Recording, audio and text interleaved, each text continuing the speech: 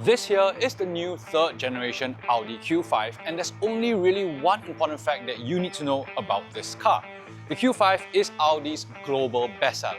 Simply put, that means that there's a lot riding on this car to be good.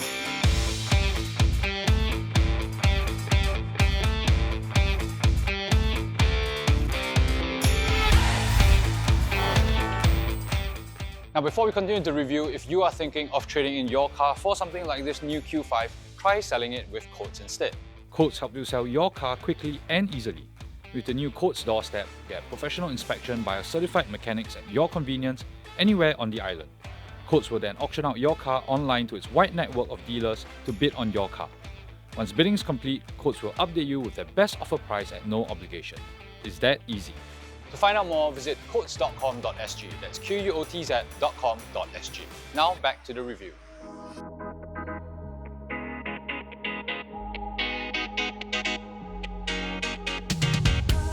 Let's start first with the design of the car, which is familiar. So some elements have been restyled. For example, you have a wider front grille, we have larger intakes, and we have the slimmer headlights that Audi says give a more focused look. Also, there are actually 8 configurable light signatures over here. But overall, the design is largely familiar and recognizable. And actually, I think it might appeal to drivers who are perhaps a little bit averse to drastic design changes. Now, this is the S-Line model, so you can get some badging over here, but the overall silhouette is still very familiar. This is a mid-size SUV. So it is just slightly over 4.7 meters long and about 1.65 meters tall. Now let's go check out the back. Now here at the rear, you'll find a full width light bar that's clearly very in vogue right now, and this is the standard design. So with the optional OLED taillights, you'll get 8 customizable light signatures as well. Now as we open up the boot space stands at 520 liters. It's actually a little bit smaller than before, but still no issue, you're going to be able to fit your big luggages and it'll pass the anti-Troy length test as well. So that's a look at the outside of the car. Now let's go jump inside. Now, before we get inside the car, I do want to point out that the folding mechanism is actually at the side over here. So you just pull a lever here, and this is a 40-60 split. Now let's get in.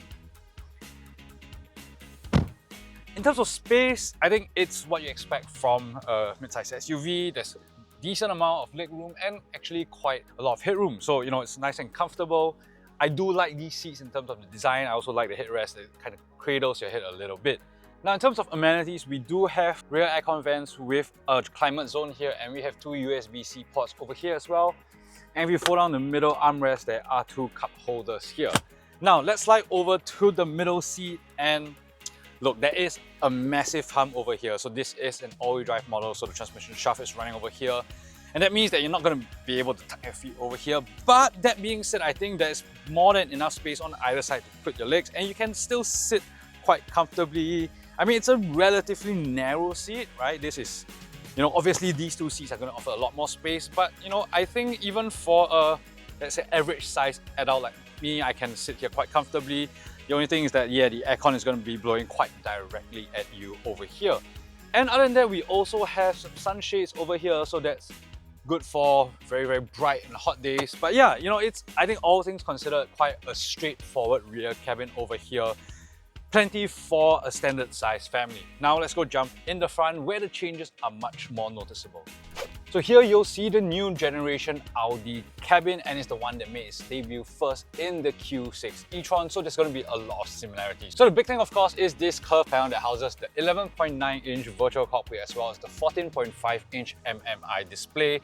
It's a nice digital space. So with this virtual cockpit, there are a couple of display modes. I actually like the reduced one. It's very simple, it's very clean. And with this MMI, right? So the UX is obviously a little bit more complex than before. And I actually really like the old Audi system. Admittedly, a little bit dated, but I think I like the overall simplicity and kind of very straightforwardness of it.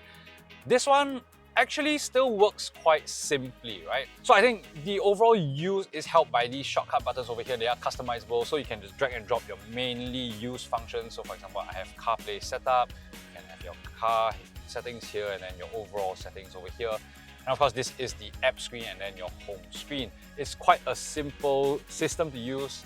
Also, your aircon controls are housed over here, and all things considered, very, very simple. So I have no qualms with it. This is the standard cabin configuration. You can also opt for an additional passenger side screen over here. Now, if you move slightly on down, we have, somehow it's crazy to think that physical aircon controls are a plus in 2026, but yeah, we have physical aircon controls, which just makes things very, very easy.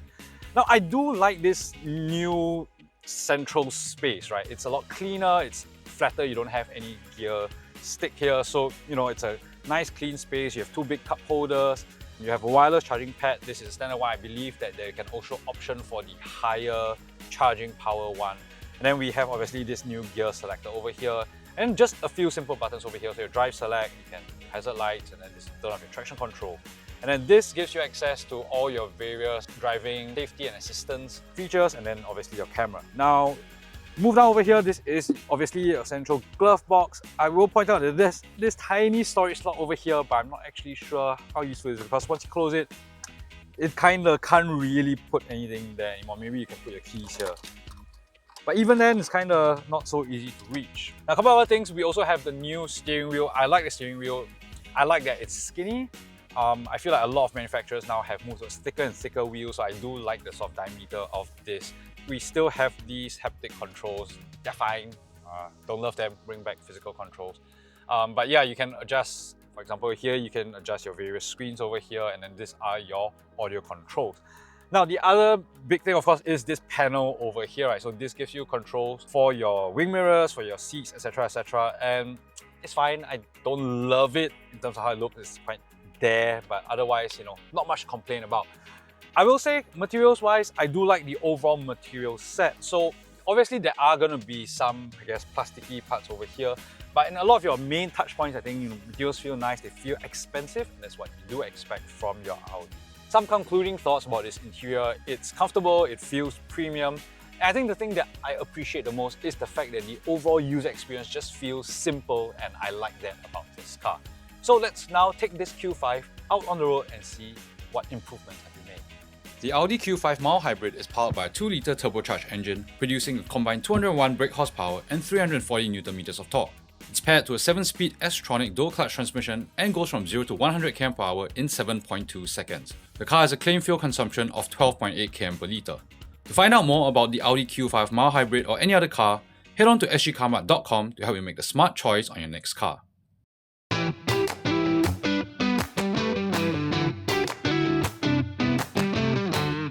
So this is the middle spec S-Line Quattro variant. So you get a 2-litre engine up front, which produces 201 brake horsepower and 340 Nm of torque. And this is a familiar engine. You'll find it across quite a lot of Audi models actually, and it produces a good amount of power. I think there's plenty of sufficient power across all kinds of driving situations. So if you just put your foot down a little bit, let the boost come on, and it picks up speed perfectly well. I also think that it's quite a smooth engine, it's quite imperceptible, quite quiet on the go. So this car is also built on the new PPC platform. So this is a new combustion platform that Audi uses across some of these new cars, right? And I think the biggest improvement that you'll notice is in the overall refinement. It's really quite quiet, it really deals with imperfections on the roads quite well, and it's just an elevated driving experience. Now, this is the S-Line model, so this actually uses the S Sport suspension, and it's a little bit firmer riding, and actually I think that works to the car's benefit. It controls overall body movement a little bit better. I don't think it compromises ride quality in any perceptible or noticeable way. And overall, very few complaints about the overall comfort of this car. Now, I must also say that I think it handles pretty well. Maybe partially it's because it's on kind of sticky tires, but overall steering, it feels nicely weighted. This has the sort of Audi progressive steering thing. It holds the line quite well, brakes quite nicely as well, very natural feel. And again, all things considered, I think it shines in terms of its all-round capability. It's not the sportiest SUV you'll find. It's also perhaps not the most comfortable SUV you'll find, but I think it hits a very nice middle ground. Now let's run through some of the safety and assistance functions on this car, right? So I think you get your fairly standard suite of systems. You have your front assist, rear assist, your lane departure assist, that kind of thing. A couple of things I want to point out that I like in terms of the integration of technology, right? The first would be the blind spot monitoring system. So traditionally, and it's still here, you will have it on your wing mirrors, right? So an orange light will light up when there's a car there. Unfortunately, there's no car right now. But also with this new display on the dashboard, you'll see, okay, let's get in front of this truck a little bit. So now you can see that the orange light is lit up, but also on the screen you'll see that there's like a moving arrow, and that indicates that there's a car in your blind spot. I think that's a neat integration because you don't have to look at the side of the car. You can just keep your eyes ahead and you can still see it on the dashboard. Now, the other thing that I do quite like about these new generation Audis is actually the auto hold feature. So how that works is that, maybe we'll later demonstrate when we come to a standstill. You just depress the brakes as per normal to come to a stop, right? And then if you want to turn on the auto hold, you basically depress the brakes a little bit harder, and then the auto hold will come on. So this is a system I think was earlier done in like Mercedes and Porsche as well. And I quite like that. Also because I think it's quite an improvement over the old system, right? And this is again coming from someone who likes using an auto hold function. I think with the old system, basically if you left the auto hold on, when you come to a stop, it will automatically turn on the auto hold, right? And that's fine for normal driving, but it gets a little bit annoying when you're parking, especially when you're reverse parking, where sometimes you slowly ride the brakes to reverse park, right? And then sometimes it will kick in and then you have to step on the accelerator again. So this one's a lot better because you come to a stop, and then if you don't turn on auto hold, it will continue to roll. But I just press the brakes a little bit harder, then off the brakes totally. So I like that integration. I think it's a useful way of integrating it. It gives you a little bit more, I guess, minute control over how you want to use your brakes. Now, a little bit about the handling of this car. Again, like I mentioned, it's not the sportiest SUV in the world, but I think it's pretty good. Like, I think the overall steering is nicely weighted, it's predictable, it's responsive enough. This also is a Quattro model, so it's all-wheel drive, and that's obviously going to give you a lot more traction over sort of poorer surfaces and maybe in wet conditions. The entry to this Q5 range actually is a front-wheel drive 2-litre model as well, so if you want a little bit better fuel economy, it's a little bit cheaper, but I guess all things considered a little bit less traction, then that's also an option that you can consider. So the new Audi Q5, is it a will buy, won't buy, or go try? For me, this is a will buy. So the Audi Q5 is a bit of an understated proposition, right? It's not necessarily the most flashy or fancy thing, it's not going to have these like super high-tech features, stuff like that. And you could say that it's maybe a little bit boring, but I actually think that works to the Q5's advantage, right? Right now in this world where everything's a little bit overstimulating and oversaturated, I argue that's the case for simple tranquility. Think about the new iPhones or Samsung phones, right? So they can fold, they have all these like fancy camera functions, you have all these newfangled tech. But really, most people are using their phones to what? Order Grab food, scroll TikTok, use your WhatsApp, call people, check your emails. And once that sheen of newness fades away, it's really the everyday usability that counts, right? I think that's what's going to be very important for most people. And I think that's where a car like the Q5 shines, right? It really does all those simple things well. It's also important to note that the new car landscape is changing, and EVs are obviously a big part of that conversation. And that's true even for the Audi range, right? The Q6 e-tron is effectively an electric counterpart to this Q5. But I do think that internal combustion still has a place in the new car market, and it will continue to have a place. And that's just simply because not everyone's ready to go EV, and some people just perhaps like the simplicity of a petrol car. And I do think this Q5 is poised to compete quite readily in this very popular and very competitive premium SUV segment.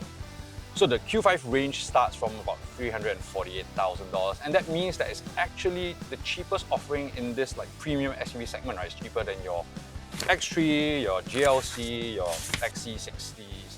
And so from a price standpoint, it's really quite competitive. Obviously, features that's a little bit different, stuff like that. But as far as an entry into the premium SUV segment, I think this is certainly a good start. I think this is a very well-rounded and competent and quite compelling package, and certainly good enough to continue to be the brand's best-selling model. So that's our review of the new Audi Q5. Let us know what you think about this car in the comment section below, and of course do remember to like, share and subscribe to our channel, and you can hit the notification bell to be alerted of all our upcoming videos. And also check us out on TikTok at Sgcarmart. So that's all I have. I'll see you in the next video. Bye! As you can see, there's a gigantic hump over here. This is the bottom model, so obviously the axle, not the axle.